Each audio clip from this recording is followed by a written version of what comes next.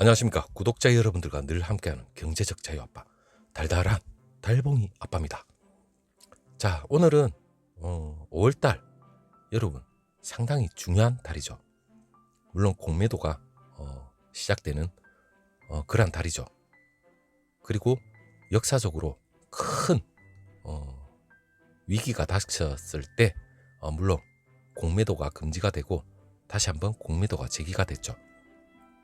자, 2008년 금융위기, 그리고 2011년 유럽발 위기, 그리고 2020년 코로나19죠. 이 팬데믹으로 인한 또 위기가 왔죠. 자, 공통점이 있습니다. 그 공통점에 대해서 여러분이 이렇게 참고를 하신다면 삼성전자가 이러려고 이렇게 기나긴 행보를 했구나 이해를 하실 겁니다. 자, 그만큼 기대감도 끝까지 들어보신다면 여러분들이 깜짝 놀랄 겁니다. 자, 우선 과거로 한번 간단하게 돌아가서 얘기를 간단히 하고 제가 왜 5월이 이렇게 중요한지 여러분한테 말씀을 드리겠습니다.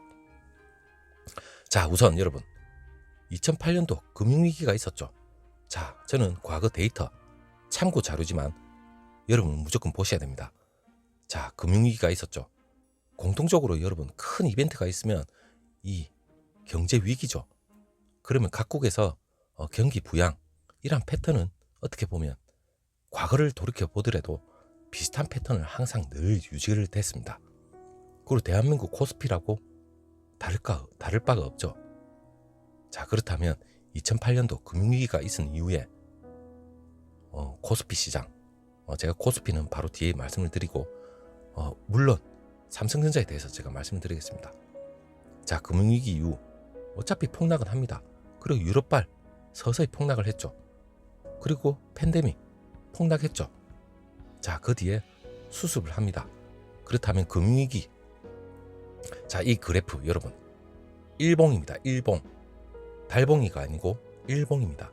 자, 2008년 이후 폭락 이후에 그 공매도 재개가 2009년 6월부터 전후 나름 분석을 해봤는데 일단 2009년 6월달 공매도가 재개되고 나서 여러분 삼성전자 주가 올랐습니다. 자, 서서히 오르기 시작했죠. 물론 이 공매도 재개가 되기 전에 어느 정도 회복 조짐을 보이고 나서 약 지금과 같이 4개월 가까이 기나긴 횡보장을 거쳤습니다. 자, 기나긴 4개월 동안 횡보를 거치면서 이때도 마찬가지로 우리 구독자분이 있었는지는 모르겠지만 미치도록 가슴을 후벼 팠겠죠. 자, 이때 탈락하신 분들 상당히 있을 겁니다. 자, 그 후에 2009년 6월 이후에 미친 듯이 오르기 시작했죠. 물론 그 제가 뒤에 말씀드릴 한 가지 공통점이 있습니다. 물론 영업이익, 그리고 이 시기에는 반도체 빅사이클을 타고 있었습니다. 자, 물론 제일 중요한 건 삼성전자 영업이익과 실적 이 모든 게 그리고 대외 환경 받쳐주었기 때문에 물론 공매도가 재개되고 나서 아무런 걱정 없이 주가는 우상향을 했습니다. 자, 그리고 유럽발 위기 여러분 이거 역시도 공통점이 있죠. 2011년 8월 25일 공매도가 제기되기 전에 어느 주가가 더 하락을 했지만 결국에는 이때도 반도체 빅사이클 구간 안에 있었습니다. 물론 영업이익과 이 반도체 대외 환경 그리고 스마트폰의 본격 보급이라는 그러한 호재가 있었기 때문에 결국에는 재개가 되고 나서 공매도 이후 주가는 우상향을 그렸습니다. 물론 그전엔 길고 긴 4개월 가까이 횡보 하락을 구간은 분명히 거쳤습니다. 자, 그리고 지금이죠. 자, 작년 여러분 팬데믹 이후에 작년 말입니다. 주가가 올해 분명히 왜 뛰었을까요? 작년 말부터 1월까지. 물론 반도체 빅사이클 그리고 삼성전자의 실적과 메모리, 파운드리 이러한 기대감이 분명히 반영이 됐습니다. 자, 그건 물론 과거 이벤트, 금융위기와 유럽발 위기, 팬데믹 모든 공통점이 있죠. 물론 실적과 영업이익 이 모든 게 기대치가 다 있었습니다. 그리고 실적이 다 받쳐줬습니다. 자, 공통점 여러분 느껴집니까? 지금과 너무 판이하게 닮았죠? 자, 기나긴 횡보기간 물론 이제는 마무리를 해야 됩니다. 그 마무리 하기 전에 제가 이 공매도 관련해서 간단하게 여러분이 아직까지도 불안해 하실 것 같아서 이 얘기를 하고 왜 이렇게 금융위기와 유럽발 팬데믹 이후에 상승할 수밖에 없는 그 이유 제가 바로 말씀드리겠습니다. 일단 당장 5월 3일 여러분 공매도가 시작이 되죠. 일단 14개월 만에 팬데믹 이 요놈의 팬데믹 때문에 일단 코스피 200과 코스닥 150 공매도가 재개가 됩니다. 일단 증권가에서는 당연히 낙관적인 분위기가 우세하죠. 물론 공매도 재개돼도 증시에 대한 악영향 다소 제한적일 거는 건 분명합니다. 왜냐하면 과거 역사를 봐도 분명 그런 이유는 나올 수밖에 없다는 걸 제가 말씀을 드리겠지만 일단 공매도 별거 아닙니다. 여러분 별거 아니야. 일단 공매도 잔고 이 비중 가장 높은 게 저는 뭐 전혀 관심 없는 롯데관광개발이라고 하는데 물론 전체 상장 주식 수의 6.69% 지금 현재 공매도 잔고 주식 비중이라 합니다. 자, 뭐 코스피 뭐 대표적인 이 공매도 이 잔고 비중이 높은 여러 업체들이 많습니다. 제가 뭐 그런 업체에 대해서 오늘 세세하게 할 이유는 없지만 일단 몇몇 종목 뭐 대표적으로 호텔신라, 셀트리온 등등등 있습니다. 자, 이런 종목들 제가 물론 파악을 안 해서 여러분들 말씀을 못 드리고 일단 코스닥도 몇몇 있죠. 자, 최근에 이 공매도 이 대차 거래를 보면 어느 정도 우리가 관심을 가질 수밖에 없지만 이 대차 잔고가 증가하면 공매도로 이어질 가능성이 높다. 일반적으로 여러분 그 중에서도 한국예탁결제원에 따르면 23일부터 29일까지죠. 4월 일주일간 삼성전자에 대한 이 대차 거래 상당히 많았답니다. 자, 이 얘기만 들으면 공매도 대차 잔고 많으니까 큰일 나는 거 아닌가? 큰일 났다. 당장 5월 3일 날 매도해야지. 여러분 그러려고 제가 이런 영상을 여러분한테 들려드리는 건 아니죠. 일단 대차 거래 외국인이 4천억 정도, 내국인이 한 5천억 정도, 한 1조가 조금 못 되겠죠. 근데 삼성전자가 1위입니다. 그러면 외국인이나 내국인, 뭐 기관, 뭐 모두 있겠죠. 얘네들이 삼성전자를 공매도를 하려고 이를 갈고 있을까요? 택도 아닌 소리죠. 택도 아닌 소리. 왜냐, 여러분. 1조도 안 되는 금액에 우리 개미들이 놀라 자빠지겠습니까? 자, 삼성전자. 올해 여러분. 4월도 안 돼서 삼성전자가 역대급 작년에 비해서 4월도 안 된 3개월 가까이 됐는데 삼성전자만 20조 정도 우리 개미들이 이 코스피 전체에서 거의 절반 가까이 되는 금액 한 20조를 사들였습니다. 자, 이 공매도 때문에 1조도 안 되는 금액을 가지고 우리가 벌벌 뜰 것 같습니까, 여러분? 말 그대로 이 금액은 시총에 대비하면 세 발의 피입니다. 택도 아닌 금액입니다. 택도 아닌 금액. 전혀 걱정할 필요도 없는 금액입니다.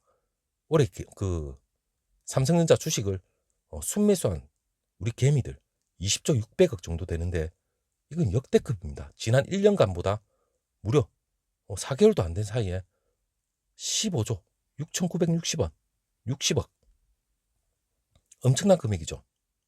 물론 우선주하고 합치면 20조 가까이 됩니다. 이 정도 금액을 가지고 있는 우리 동학개미 1조도 안 되는 금액에 우리가 벌벌 떨 이유는 전혀 없죠. 자, 이제는 제가 여러분 이 공매도는 말 그대로 공매도다 이렇게 생각하시면 될 것 같고 일단은 이 유동성과 기업 실적 개선 국면에 있기 때문에 이 주식시장 이 시스템에 이 공매도가 사실상 충격을 줄 수가 있는 구조가 아니죠 현재. 그리고 제일 중요한 건 실적 대비 이 평가 가치 이 밸류에이션입니다. 실적 대비 이 밸류에이션이 부담스러운 종목들이 분명히 있을 겁니다. 본인들이 들고 있는 그만큼 들고 있다면 그 종목에 대해서 연구가 되었다면 이렇게 부담스러운 종목은 당연히 공매도의 주 타켓이 되겠죠. 하지만 삼성전자는 주 타켓이 될 수가 없습니다. 왜냐? 그 이유를 제가 여러분들한테 아주 간단하게 설명을 해드리겠습니다. 일단 제가 여러분한테 아까 초반에 말씀드렸죠. 큰 이벤트가 있었습니다. 물론 유럽발, 금융위기, 그리고 팬데믹. 자, 그게 가장 공통점이 있었죠. 물론 공매도 재개 이전에 3, 4개월 동안 지금과 마찬가지입니다. 금융위기와 유럽발, 그리고 팬데믹.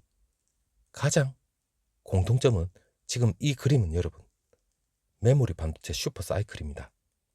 2000년에서 현재까지입니다. 아까 제가 금융위기와 유럽발, 물론 2차 슈퍼 사이클 구간, 화면 보이시죠? 2008년에서 2009년, 그리고 2010년대까지, 거의 한 13년까지, 이때는 여러분, 스마트폰의 본격적인 보급이 있었습니다. 물론 메모리의 호황기죠. 자, 호황기 구간 안에, 물론 우리나라가 잘못한 거 아니죠. 금융위기, 미국의 잘못이죠. 물론 미국이 거대한 자본주의, 가장 기준이 되기 때문에 그 여파가 전 세계로 다 퍼졌지만 결국엔 펀더멘털이 무너지지 않았기 때문에 그 위기는 일시적이다. 그리고 이번 팬데믹도 마찬가지죠. 무조건 오를 수밖에 없는 그런 구조입니다. 자, 제가 일단 이 메모리 슈퍼 사이클 구간이랐던 게 금융위기와 그리고 유럽발 위기 모두 속해 있습니다. 그렇다면 여러분 이 화면 한번 보세요. 삼성전자의 영업이익 구간입니다. 물론 2009년, 2008년, 그리고 2011년 이 모든 구간의 영업이익은 우상향입니다. 자, 이때 본격적인 스마트폰 보급과 메모리 반도체 슈퍼 사이클 구간이었죠. 물론 이 안에는 금융위기와 유럽발 위기, 굵직한 이벤트가 있었습니다. 물론 주가는 횡보와 하락, 지긋지긋한 구간이 있었고 여기에 물론 공매도, 금지와 공매도 재개 이 안에 다 이루어졌습니다. 물론 재개가 되고 나서 삼성전자가 폭락을 한 게 아니라 다시 한번 우상향의 그러한 충분한 재료가 되었죠. 그렇다면 데이터를 분석을 해본 결과 앞에 제가 처음에 말씀드렸듯이 공매도 재개 전 3, 4개월 동안 지루한 행보 구간 이후 우상향, 급등은 아니지만 이제부터 상승 모멘텀이 왔다. 그렇게 생각을 하시면 될 것 같아요. 자, 다시 한번 이 메모리 슈퍼사이클 구간 다시 돌아왔습니다. 자, 물론 2017년, 18년 인터넷 사업의 폭증으로 인한 메모리 빅사이클이 있었죠. 엄청난 영업이익을 올렸었습니다. 자, 이때는 큰 위기는 없었습니다. 사실상 반도체 이 사이클 곡선의 정점에서 2019년, 2020년 초까지 물론 메모리, 디램 가격 반토막이 나면서 쭉 주가는 떨어졌습니다. 당연히 영업이익마저 떨어질 수밖에 없는 구조죠. 자, 하지만 지금 2020년입니다. 2021년 작년 이어서 팬데믹을 겪고 2021년 올해는 공매도 5월달 재개가 됩니다. 자, 제가 앞에 영상 그렇게 입이 닳도록 말씀드린 이유가 이제 나오죠. 물론 올해는 여러분 굵직굵직한 게 많죠. 지금 이제 5월달 2분기 들어서면서 제가 어제 영상 올려드렸습니다. 재료가 확실하죠. 빅사이클이 진입을 했습니다. 그리고 내년까지 갈지 내후년까지 갈지 아무도 모르지만 일단 디램 26% 급등을 하고 낸드 9% 급등을 하고 2분기입니다. 여러분 반도체 슈퍼사이클 2017년 18년 이후에 최대 상승을 하고 있죠. 자, 그러면 공매도 시점 5월 3일 이제 그 앞에까지 3, 4개월 가까이 지루한 행보장이었습니다. 자, 삼성전자의 펀다멘탈이 무너진 거 아니죠. 1분기 어닝 서프라이즈에 이어서 2분기 11조까지 본다는 증권가의 전망까지 있습니다. 물론 반도체가 살아나고 물론 가전, 물론 공급 부족, 이 반도체 쇼티지 때문에 나름 가전에서 어느 정도 1분기만큼은 아니지만 그래도 실적이라는 이 재료가 살아있기 때문에 여러분 결국에는 오를 놈은 오릅니다. 공매도 제가 과거 데이터 보여드렸죠. 결국에는 삼성전자 재료가 살아있고 그만한 가치가 있기 때문에 결국에는 오를 시점이 왔다 이렇게 보시면 될 것 같고 그리고 영업이익까지도 다 재료는 상승할 수밖에 없는 그러한 영업이익 구간에 다 들어와 있습니다. 자, 그렇다면 여러분, 삼성전자, 여러분의 판단이겠지만 지금까지 지루하게 버텼다는 것만으로도 일단 대단하다 생각합니다. 자, 제 영상이 어느 정도 여러분 이해력에 도움이 됐는지는 모르겠는데 일단 과거 데이터를 제가 분석했을 때 제 나름대로 이해가 됐습니다. 피곤합니다. 다 찾아보니까 막 눈이 아파요. 눈이 아파. 일단 여러분들이 좀 이해를 하셨으면 다행이고, 일단은 공매도 재개 큰 이벤트 이후에 주가 하락과 그 뒤에 전반적인 이러한 패턴은 어느 국가나 비슷할 겁니다. 그리고 그 시점에 이제 돌입을 했다, 그래 생각을 하시면 될 것 같아요. 자, 여러분 이해 좀 더 제가 뭐 기술이 있었으면 좀 더 여러분 이해의 폭이 더 넓었을 것 같은데, 일단 이 정도로 하고 다음 영상 다시 한번 또 찾아뵙도록 하겠습니다. 감사합니다.